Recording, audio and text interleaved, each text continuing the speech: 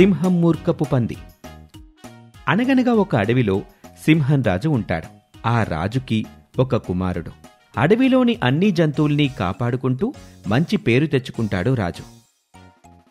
ప్రతిరోజు ఎవరో ఒకరు సింహం కుమారుణ్ణి వెంటదీసుకుని అడవంతా చూపిస్తూ ఆటలాడిస్తూ ఉంటారు. ఒకరోజు సింహం రాజు ఏనుగుతో ఇలా అంటాడు: మిత్రమా, ఈరోజు నువ్వు నా కుమారుణ్ణి తీసుకెళ్లి అడవంతా చూపించు, ఆటలాడించు. అలాగే రాజా, మా రాకుమారుడికి కొత్త కొత్త ప్రదేశాలు చూపిస్తా, అందమైన ప్రాంతాల్లో ఆటలాడిస్తా. ఇక మేం బయలుదేరతాం రాజా. అలాగే మిత్రమా, జాగ్రత్తగా వెళ్ళిరండి. సింహం రాకుమారుణ్ణి తీసుకుని ఏనుగు అడవిలోకి బయలుదేరుతుంది. కొత్త కొత్త ప్రాంతాలు చూపిస్తుంది. రాకుమారా, ఈ అడవి ఎంత అందమైందో అంతే ప్రమాదకరమైంది కూడా. చాలా జాగ్రత్తగా ఉండాలి, లేదంటే మనం ప్రమాదంలో పడిపోతాం. అవునా? మనం జాగ్రత్తగా అడవంతా తిరిగి హాయిగా ఇంటికి వెళ్ళిపోదాం. మిత్రమా, నాకు దాహంగా ఉంది. ఈ అడవిలో ఒక అద్భుతమైన సరస్సు ఉంది, అక్కడికి వెళ్దాం పదండి. ఆ సరస్సులోని నీళ్లు తాగితే మనకెంతో శక్తి వస్తుంది. అయితే తొందరగా వెళ్దాం పదండి అంటూ ఇద్దరూ నడుచుకుంటూ వస్తూ ఉండగా ఒక మూర్ఖపు పంది, ఒక కోతి ఎదురుపడతాయి. ఆ పంది పనులన్నీ మూర్ఖంగా ఉంటాయి. అప్పుడు ఏనుగు ఇలా అంటుంది: ఎవరు మీరు? మా అడవిలోకి ఎందుకొచ్చారు? ఇక్కడేం చేస్తున్నారు? అంతా మా ఇష్టం, మేమెక్కడికైనా వెళ్తాం. అడగడానికి మీరెవరు? ముందుగా అడ్డు తప్పుకోండి. మా రాకుమారుడికి దాహంగా ఉంది, తొందరగా సరస్సు వద్దకు వెళ్ళాలి. ఇతడు మీ రాకుమారుడా? నువ్వు సేవకుడివా?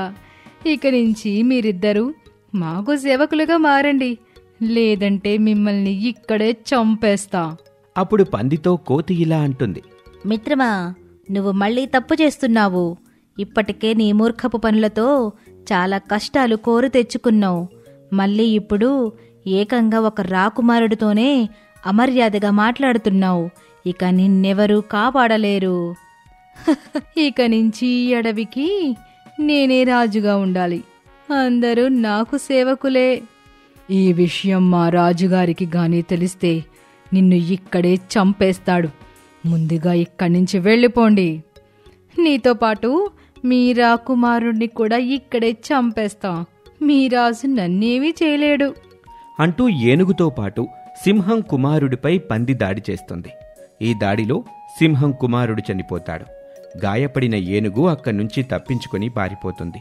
అప్పుడు పందితో కోతి ఇలా అంటుంది: ఈ అడవి రాకుమారుడిని చంపి నువ్వు పెద్ద తప్పు చేశావు.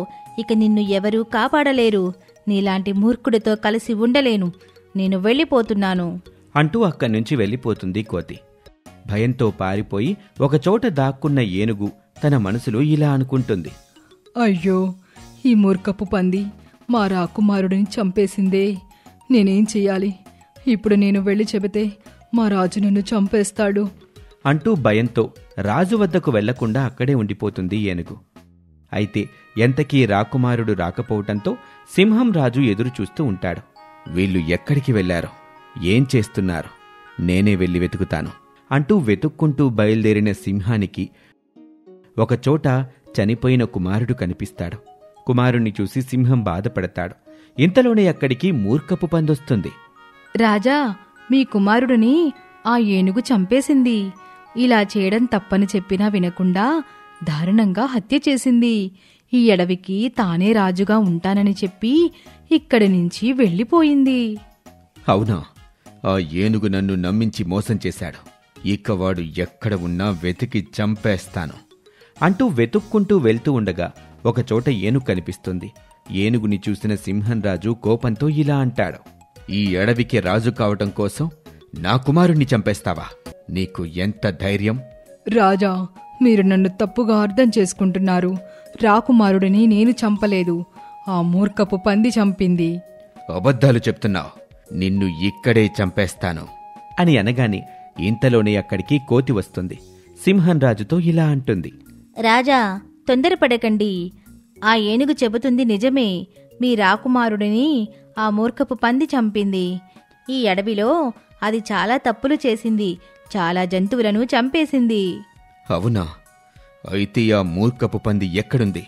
వెళ్దాం పద అంటూ ముగ్గురూ కలిసి మూర్ఖపు పంది వద్దకు వెళ్తాయి. పందితో సింహం రాజు ఇలా అంటాడు, నీలాంటి మూర్ఖుడు ఈ అడవిలో ఉండేందుకు వీల్లేదు. రాజా, నిజం తెలిసిపోయిందా? అవును, నీ కుమారుడిని నేనే చంపేశా. ఇప్పుడు నిన్ను కూడా చంపేసి ఈ అడవికి నేనే రాజునవుతా. ఎంత ధైర్యం నీకు? నా అడవిలోకి వచ్చి నన్నే బెదిరిస్తావా? ఈరోజు నీ ప్రాణం నా చేతిలో పోతుంది అంటూ పందిపై దాడి చేస్తాడు సింహం. ఇద్దరి మధ్య భీకర యుద్ధం జరుగుతుంది. చివరికి సింహం రాజు చేతిలో పంది మరణిస్తుంది. ఈ కథ ద్వారా మనం తెలుసుకున్న నీతేంటంటే, మూర్ఖపు పనులతో ప్రాణాలు కోల్పోవద్దు, అందరితో కలిసిమెలిసి ఉండాలి. సింహం అనాథ పిల్లలపై జాంబీ పులుల దాడి. అది ఒక దట్టమైన అడవి. ఆ అడవికి రాజు అయిన సింహం అతని భార్య రీమా మరియు 2 పిల్లలతో కలిసి ఉండేవాడు. పెద్ద కొడుకు సింబా మరియు చిన్న కొడుకు వీరు. సింహరాజు న్యాయాన్ని ఇష్టపడేవాడు. అతను అడవిలో ఎటువంటి అరాచకాన్ని సహించేవాడు కాదు. అందుకే జంతువులన్నీ అతన్ని ఎంతగానో ఇష్టపడేవి. మరోపక్క అదే అడవిలో రఘు అనే ఒక దుష్టపులి ఉండేవాడు. అతను జంతువులపై అరాచకాన్ని సృష్టిస్తూ వాళ్ళని అన్యాయంగా వేటాడి చంపేవాడు. సింహరాజు ఎన్నోసార్లు హెచ్చరించినా అతను అతని ప్రవర్తనని మార్చుకోలేదు. ఒకరోజు రఘు ఒక జింకపిల్లను వేటాడి చంపేస్తాడు. జింక తన కళ్ళ ముందు బిడ్డ చావుని చూసి అల్లాడిపోతుంది.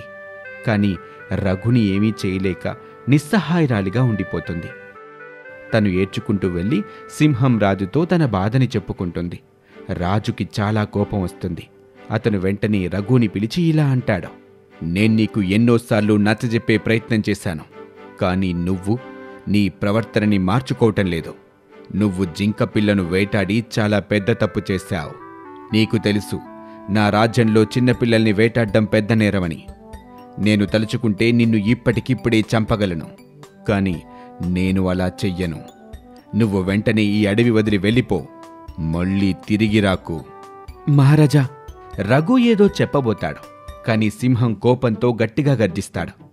సింహం కోపాన్ని చూసి రఘు భయంతో అక్కడి నుంచి పారిపోతాడు. అది చూసిన జంతువులన్నీ ప్రశాంతంగా ఊపిరి పీల్చుకుంటాయి. అందరూ ఆపద తొలగిపోయింది అనుకుంటారు. కాని వాళ్ళకి ఏం తెలుసు, అసలు ఆపద ముందు రాబోతుందని. రఘు పారిపోయి మరో అడవికి వెళ్ళిపోతాడు. అతను ద్వేషంతో రగిలిపోతూ ఉంటాడు. సింహం నన్ను అడవి నుంచి తరిమి చాలా పెద్ద తప్పు చేశాడు. నేను వాణ్ణి వదలను. నేను వాడిని, వాడి కుటుంబాన్ని అంతం చేస్తాను. అంతకన్నా ముందు నేను ఏదో ఒకటి తినాలి. నాకు బాగా ఆకలిగా ఉంది. ఉదయం నుంచి ఒక్క వేట కూడా చేతికి చిక్కలేదు. ఇలా రఘు ఆలోచిస్తూ తిరుగుతూ ఉంటే అప్పుడే అతని దృష్టి ఒక పండుపై పడుతుంది. అరే, ఏంటి పండు ఇలా ఉంది? సరేలే, ఏమీ దొరకనప్పుడు దొరికింది తినటమే మంచిది. నేను దీన్ని తినేస్తాను. రఘు ఆ పండుని తినేస్తాడు. అతను ఆ పండుని తిన్న వెంటనే అతను ఒక జాంబీగా మారిపోతాడు. తనని తాను చూసుకొని ఎంతగానో ఆనందిస్తాడు.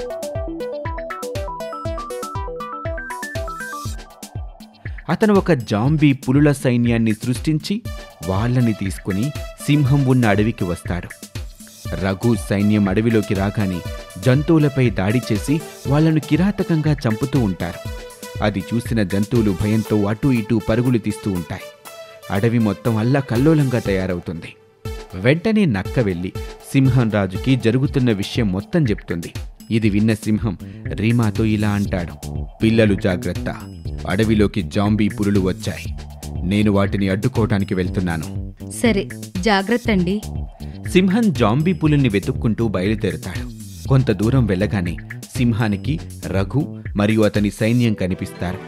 రఘు సింహాన్ని చూసి ఇలా అంటాడు, అరే ఓ సింహం, నువ్వు నన్ను అడవి నుండి తరిమి చాలా పెద్ద తప్పు చేశావు. ఇప్పుడు నేను నిన్ను ఆదేశిస్తున్నాను. నువ్వు నీ కుటుంబ క్షేమాన్ని కోరుకుంటే వెంటనే ఈ అడవిని వదిలి నీ కుటుంబాన్ని తీసుకొని వెళ్ళిపో. లేదంటే నేను నిన్ను, నీ కుటుంబాన్ని ఇప్పుడే అంతం చేస్తాను. ఇది విన్న సింహానికి చాలా కోపం వస్తుంది. అరే ఓ రఘు, బహుశా నువ్వు మర్చిపోయావనుకుంటా. నేను ఈ అడవికి రాజుని. ఇప్పుడు నువ్వు నీ సైన్యం అంతం కాక తప్పదు అని సింహం రఘు మరియు అతని సైన్యంపై దాడి చేస్తాడు. రఘు అతని సైన్యం ముందు సింహం బలహీనపడి చనిపోతాడు. సింహం చావగానే రఘు మరియు అతని సైన్యం రీమా మరియు ఆమె పిల్లల్ని చంపటానికి ఆమె గుహవైపుకి బయలుదేరతాడు. రఘు అతని సైన్యం రీమా గుహవైపు రావటం గమనించిన రీమా తన మనసులో ఇలా ఆలోచిస్తుంది.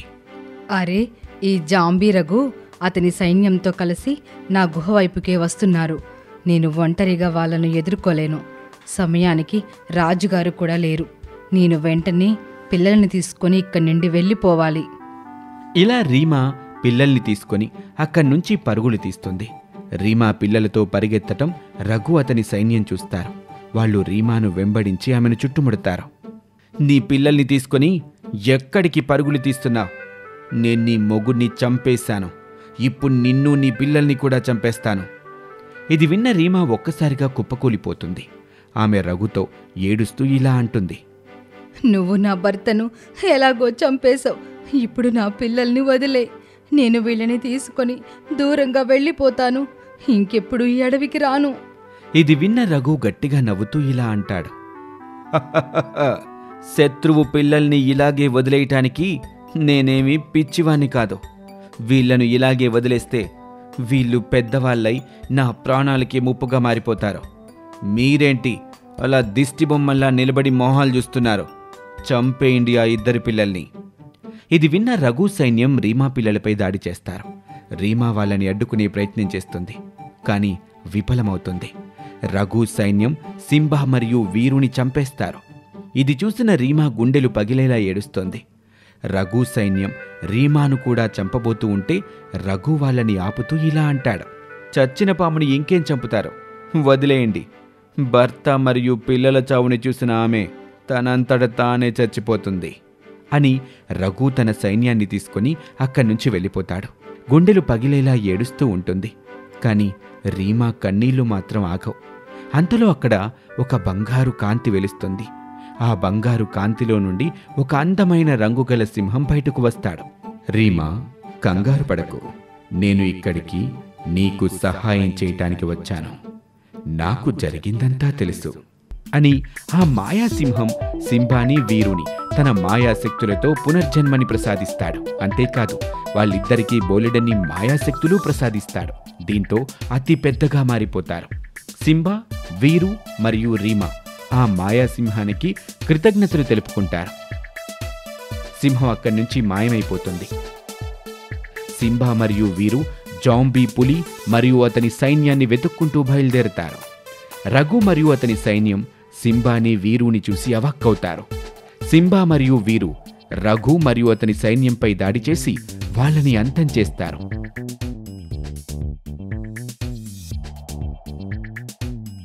ఇది చూసిన రీమా, మిగతా జంతువులు ఎంతగానో ఆనందిస్తాయి. ఈ కథ ద్వారా మనం తెలుసుకున్న నీతేంటంటే, మంచి ముందు చెడు ఎప్పటికైనా అంతం కావాల్సిందే. మాయా మాస్క్ జంతువుల్ని కాపాడిన సింహం. అనగనగా ఒక అందమైన అడవి. ఆ అడవికి రాజైన సింహం ఎంతో బలవంతుడు మరియు దయగలవాడు. సింహం జీవితాన్ని చూసి ఎంతో హాయిగా సాగుతుంది అనుకుంటే అది పొరపాటే. సింబా చిన్నప్పటి నుండే చాలా పిరికివాడు మరియు భయస్థుడు. సింహం వయసు పెరిగే కొద్దీ అతని తర్వాత సింబా మరియు అడవి పరిస్థితి ఏంటి అని దిగులు చెందుతూ ఉంటాడు. ఒకరోజు సింబా అడవిలో తిరుగుతూ ఉండగా అతనికి దారిలో ఒక మాస్క్ కనబడుతుంది. సింబాకి ఆ మాస్క్ చాలా బాగా నచ్చుతుంది. అతను దానిని తీసుకుంటాడు. ఆ రోజు నుండి సింబా ప్రతిరోజు ఆ మాస్క్తో ఆడుకుంటూ ఉండేవాడు. అది చూసి సింహానికి చాలా కోపం వచ్చేది. అతనికి సింబా ఇలా మాస్క్తో ఆడుకోవటం అస్సలు నచ్చేది కాదు. బాబూ, ఇప్పుడు నువ్వు పెద్దవాడివయ్యావు. ఈ అడవి యొక్క బాగోగులు చూసుకోవటం నీ బాధ్యత. ఇలా ఈ మాస్క్తో ఆడుకుంటూ కూర్చోవటం మంచిది కాదు. అబ్బా నాన్నగారు, నాకీ మాస్క్ చాలా బాగా నచ్చింది. ఇది ఎప్పుడు నాతోనే ఉంటుంది. ఇది విన్న సింహానికి చాలా కోపం వస్తుంది. అతను ఆ మాస్క్ని తీసుకుని దూరంగా విసిరేస్తాడు. అది చూసిన సింబా చాలా బాధపడతాడు. మరోవైపు పక్క అడవిలో ఒక హైనా ఉండేవాడు. హైనా చాలా కిరాతకుడు. అతను ఒక్కొక్కటిగా అడవిలోని జంతువులన్నింటినీ వేటాడి తినేసేవాడు. ఇప్పుడు ఆ అడవిలో అతను వేటాడ్డానికి ఒక్క జంతువు కూడా మిగల్లేదు. ఒకరోజు అతను అడవిలో తిరుగుతూ ఇలా ఆలోచిస్తూ ఉంటాడు. ఈ అడవిలో నేను వేటాడ్డానికి ఒక్క జంతువు కూడా మిగల్లేదు. బహుశా నేను మరో చోట నా స్థావరాన్ని మార్చుకోవాలనుకుంటా. ఇలా హైనా ఆలోచిస్తూ ఉండగా అంతలో అక్కడికి చుట్టుపక్క అడవుల్లోని సమాచారాన్ని అందించే గ్రద్ద కనిపిస్తుంది. మిత్రమా, నేను నీకోసం ఒక మంచి కబురు తీసుకొచ్చాను. ఏంటో ఆ విషయం త్వరగా చెప్పు. పక్క అడవిలో ఒక సింహం ముసలివాడైపోయాడు. అతని కొడుకు సింబా చాలా పీరికివాడు, అలాగే భయస్థుడు కూడా. ఒకవేళ నువ్వు ఆ ముసలి సింహాన్ని చంపేస్తే నువ్వే ఆ అడవికి రాజు అవ్వచ్చు. అంతేకాదు, అక్కడి జంతువులన్నీ నీకు బానిసలుగా మారుతాయి. ఇది విన్న హైనా ఎంతగానో ఆనందిస్తాడు. అతను ఆలస్యం చేయకుండా సింహం అడవి వైపుకు బయలుదేరతాడు. అతను అడవిలోకి వచ్చి రాగానే జంతువులపై వేటాడ్డం మొదలు పెడతాడు. ఇది చూసిన జంతువులు భయంతో అటూ ఇటూ పరుగులు తీస్తాయి. ఈ విషయం తెలుసుకున్న సింహం కోపంతో హైనా దగ్గరికి వస్తాడు. అరే హైనా, నీకు ఎంత ధైర్యం ఉంటే నా జంతువుల్ని వేటాడతావు? నీకు నీ ప్రాణాలపై ప్రీతి ఉంటే ఇక్కడ్నించి వెళ్ళిపో. ఇది విన్న హైనా కోపంతో సింహంపై దాడి చేస్తాడు. సింహానికి చాలా గాయాలవుతాయి. మరోపక్క ఈ విషయం తెలుసుకున్న సింబా పరుగు పరుగున సింహం దగ్గరకు వస్తాడు. సింహం పరిస్థితిని చూసి సింబా మరింతగా భయపడిపోతాడు. అతను హైనాతో ఇలా అంటాడు. మా నాన్నని వదిలేయ్, నువ్వేం చెప్తే అది చేస్తాను.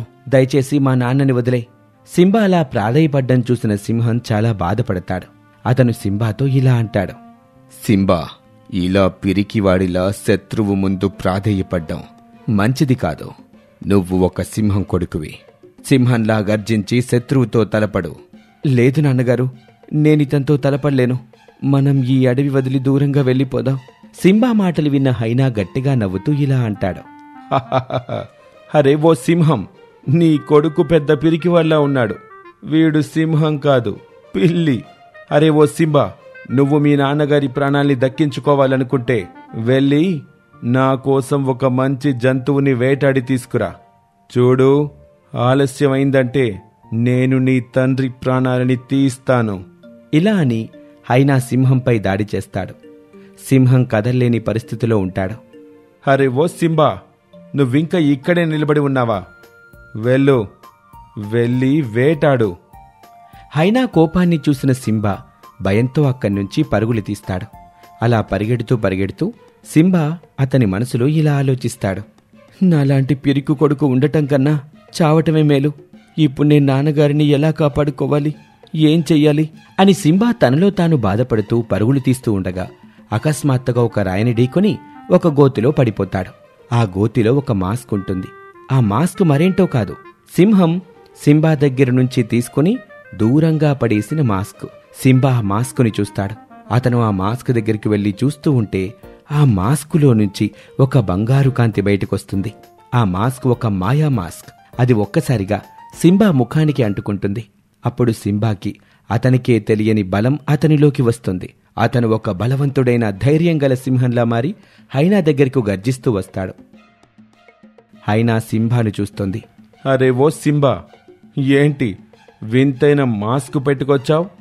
నా వేట ఎక్కడుంది? నువ్వు మా నాన్నగారి గురించి ఆలోచించటం ఇక మానేయ్. నీ గురించి ఆలోచించు. ఇప్పుడు నిన్ను నా నుంచి ఎవరు కాపాడుతారో? ఇది విన్న హైనా గట్టిగా నవ్వుతూ ఇలా అంటాడు. నువ్వు ఒట్టి పిరికివాడివి, అలాగే భయస్థుడివి అనుకున్నాను. కాని ఇవ్వాలే తెలిసింది నీకు బుర్ర కూడా లేదని. ఇప్పుడు మీ ఇద్దరు తండ్రి కొడుకుల్ని నా నుంచి ఎవరు కాపాడుతారో చూద్దాం. ఇలా అని హైనా సింబాపై దాడి చేస్తాడు. సింబా హైనా మధ్య గొడవ జరుగుతుంది. సింబా అతని మాయా మాస్క్ సహాయంతో హైనాని చంపేస్తాడు. హైనా చనిపోయిన వెంటనే సింబా ముఖంపై నుండి ఆ మాస్క్ మాయమైపోతుంది. ఇలా అడవిలో ఎప్పుడు ఏ ఆపద వచ్చినా ఆ మాయా మాస్క్ సింబా ముఖంతో అంటుకుని ఆ సమస్యని దూరం చేస్తూ ఉంటుంది. ఈ కథ ద్వారా మనం తెలుసుకున్న నీతేంటంటే ఎవ్వరూ తమ బలాన్ని దుర్వినియోగం చేయకూడదు. మీకు ఎటువంటి కథలు కావాలో మా వీడియోకి కామెంట్ బాక్స్ లో తెలియజేయండి. మేము మీకోసం ఆ కథని యానిమేషన్ చేసి ఛానల్లో అప్లోడ్ చేస్తాం. కథ వీడియో రూపంలో చూడొచ్చు. ఈ కథ మీకు నచ్చినట్టయితే మా ఛానల్ ని లైక్ చేసి సబ్స్క్రైబ్ చేసి బెల్ ఐకాన్ ని క్లిక్ చేయండి. ధన్యవాదాలు. పులి మరియు జాంబీగా మారిన ఆవు. అడవికి రాజు పులి. పులి ఎంతో దయగలవాడు, అలాగే న్యాయాన్ని ప్రేమించేవాడు. పులి దగ్గర గౌరీ అనే ఆవు మంత్రిగా ఉండేది. గౌరీ ఎంతో నమ్మకంగానూ అలాగే విశ్వాసంగానూ ఉండేది. ఒకరోజు గౌరీ అడవిలో తిరుగుతూ ఉంటే అక్కడికి జింక పరిగెత్తుకుంటూ వచ్చి, గౌరీ, నన్ను కాపాడు. ఏమైంది? ఎందుకు నువ్వు ఇంత కంగారుగా ఉన్నావు? గౌరీ, ఆ నక్క నన్ను, నా పిల్లలని చంపాలని చూస్తుంది. దయచేసి మమ్మల్ని కాపాడు. ఎంత ధైర్యం ఉంటే ఆ నక్క ఇలా చేస్తుంది? మనం ఇప్పుడే మహారాజు దగ్గరికి వెళ్ళి ఈ విషయం గురించి మాట్లాడదాం. గౌరీ జింకను తీసుకొని పులి దగ్గరకు వెళ్ళి పులికి జరిగిన విషయం మొత్తం చెప్తుంది. వెంటనే ఆ నక్కను నా దగ్గరకు తీసుకురండి. నక్క పులి దగ్గరికి వస్తుంది. నక్క, నీకెంత ధైర్యం ఉంటే నువ్వు జింకని, తన పిల్లల్ని ఇబ్బంది పెడతావు? నీకు అడవి నియమాలు తెలియవా? మనం పిల్లల్ని, ఆడవారిని వేటాడం కదా. పులి యొక్క కోపాన్ని చూసి నక్క భయపడిపోతుంది. తప్పైపోయింది, క్షమించండి, నేనింకెప్పుడు ఇలా చేయను. ఇది నీ మొదటి తప్పేమీ కాదు. నువ్వు ఎన్నోసార్లు అడవి నియమాలని ఉల్లంఘించావు. నీకు శిక్ష పడాల్సిందే. అవును, నీకు శిక్ష పడాల్సిందే నక్క. నువ్వు ఈ అడవిని వదిలి వెళ్ళిపో. ఇది విన్నాక జంతువులన్నీ నవ్వుతాయి. నక్క కోపంతో అక్కడి నుంచి బయలుదేరుతుంది. ఒసే గౌరీ, నువ్వు నన్ను అందరి ముందు ఎగతాళి చేశావు. నన్ను అడవి నుండి తరిమించేశావు. నేను నిన్ను వదిలిపెట్టను. ఇలా నక్క కోపంతో చాలా దూరం వెళ్ళిపోతుంది. అంతలో అకస్మాత్తుగా ఒక జాంబీ తోడేలు తనపై దాడి చేస్తుంది. దాంతో నక్క కూడా జాంబీలా మారిపోతుంది. జాంబీలా మారిన నక్క అడవిలోకి తిరిగొస్తుంది. నక్కని చూసి జంతువులు భయపడి పరుగులు తీస్తూ ఉంటాయి. అడవిలో అల్లకల్లోలం మొదలవుతుంది. ఈ విషయం తెలియని గౌరీ అడవిలో తిరుగుతూ ఉంటుంది. తన దృష్టి జాంబీగా మారిన నక్కపై పడుతుంది. జాంబీగా మారిన నక్క ఒక పందిపై దాడి చేస్తుంది. ఆ పంది కూడా జాంబీగా మారిపోతుంది. ఇది చూశాక గౌరీ కంగారు పడిపోతుంది. తను చూసింది నిజమా కాదా అనుకుంటుంది. ఈ నక్క జాంబీగా మారిపోయింది. తను మిగతా జంతువులను కూడా జాంబీలుగా మార్చేస్తోంది. తన దృష్టి నాపై పడకముందే నేను వెంటనే వెళ్ళి మహారాజుకి, అలాగే మిగతా జంతువులని అప్రమత్తం చేయాలి. వాళ్ళందరినీ ఏదైనా సురక్షితమైన స్థలానికి తీసుకొని వెళ్ళాలి. ఇలా గౌరీ పరుగులు తీస్తూ పులి దగ్గరకు వెళ్ళి జరిగిన విషయం మొత్తం చెప్తుంది. మనం వెంటనే జంతువులన్నింటినీ ఏదైనా సురక్షితమైన స్థలానికి తీసుకువెళ్ళాలి. అవును మహారాజా, జాంబీస్ మనల్ని చూడకముందే వెంటనే మనం ఏదైనా సురక్షితమైన స్థలానికి వెళ్ళాలి. ఇలా పులి మరియు గౌరీ జంతువుల్ని సురక్షితమైన స్థలానికి తీసుకుని వెళ్తారు. మరోపక్క జాంబీగా మారిన నక్క అడవిలో జంతువులు కనబడకపోయేసరికి అడవంతా వెతుకుతూ ఉంటుంది. అలా 2 రోజులు గడిచిపోతాయి. తిండి తిప్పలు లేక జంతువులు, వాటి పిల్లలు అల్లాడిపోతూ ఉంటాయి. అది గమనిస్తుంది పులి. నా జంతువులు ఇలా ఆకలితో అలమటించటం నేను చూడలేను. నేను వెంటనే వెళ్ళి ఆ జాంబీలుగా మారిన జంతువుల్ని చంపేస్తాను. మహారాజా, మనం జాంబీస్ని అంత సులువుగా అంతం చేయలేము. దీని గురించి మనం ఆలోచించాలి. అంతలోనే అక్కడ ఉన్న ఎలుగుబంటి ఇలా అంటుంది. వాటిని అంతం చెయ్యాలంటే ఒకటే మార్గం, వాటిని ఏదైనా గుహలో బంధించటం. అయితే నా దగ్గర ఒక ఉపాయం ఉంది అని పులి జంతువులతో ఏదో మాట్లాడి అక్కడి నుంచి బయలుదేరుతాడు. గౌరీ కూడా పులి వెనకాలే బయలుదేరుతుంది. కొంత దూరం వెళ్ళగానే జాంబీగా మారిన నక్క, పంది పులిని చూస్తాయి. జాంబీలుగా మారిన నక్క, పంది పులిపై దాడి చేయబోతూ ఉంటే గౌరీ మధ్యలోకి వెళ్ళి పులిని తోసేస్తుంది. పులి కింద పడిపోతుంది. నక్క మరియు పంది గౌరీపై దాడి చేస్తాయి. మహారాజా, మీరు నా గురించి ఆలోచించొద్దు. నేను జాంబీగా మారకముందే మీరు వెంటనే ఇక్కడి నుండి వెళ్ళిపోండి. గౌరీ పరిస్థితిని చూసి పులి కళ్ళల్లో కన్నీళ్లు మెదులుతాయి. అతను అక్కడి నుంచి పారిపోతాడు. నక్క, పంది దాడి వల్ల గౌరీ కూడా జాంబీగా మారిపోతుంది. వాళ్ళు ముగ్గురు పులిని వెంబడిస్తారు. పులి పరిగెత్తుకుంటూ ఒక గుహలోకి వెళ్తుంది. అది చూసిన జాంబీస్ కూడా గుహలోకి వెళ్తాయి. జాంబీస్ గుహలోకి వెళ్ళగానే పులి గుహలోని మరో ద్వారం నుంచి బయటకొచ్చేస్తుంది. పులి బయటకు రాగానే, జాంబీస్ లోపలికి వెళ్ళగానే గుహ బయట దాక్కున్న ఏనుగు, గొరిల్లా పెద్ద పెద్ద రాళ్లతో ఆ గుహని మూసివేస్తాయి. జాంబీస్ గుహలోనే బందీలైపోతారు. జాంబీగా మారిన గౌరీ కూడా అదే గుహలో బందీ అయిపోతుంది.